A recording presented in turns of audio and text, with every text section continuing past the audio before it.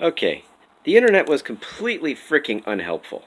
Apparently nobody in the history of Macs has ever tried to do this shit. Which I find very unbelievable. This is a Mac Pro, early 2008. This is an NVIDIA 8400GS crap card that I pulled out of one of my old retro PCs. It's a PC card, no EFI. This had no hard drive. How the hell did I get El Capitan, which is the latest operating system this thing will support without modification, and that working? Target disk mode.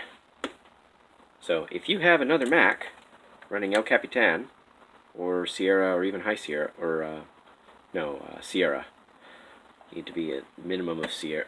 I don't think you can be on High Sierra, but if you got something with a slightly older operating system, you can search how to install El Capitan on Google, which will provide you a happy and helpful Apple forum link, which you can then download El Capitan from the store. If you already have El Capitan installed, it'll give you the option to download the installer.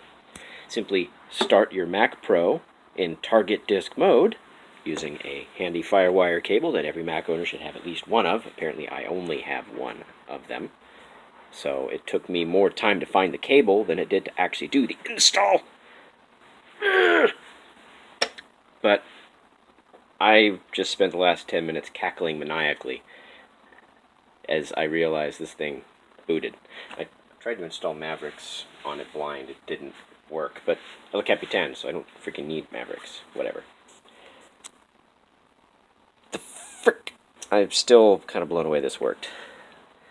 Look at that.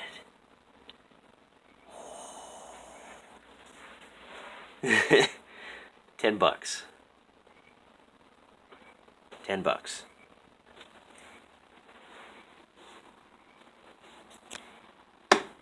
$10.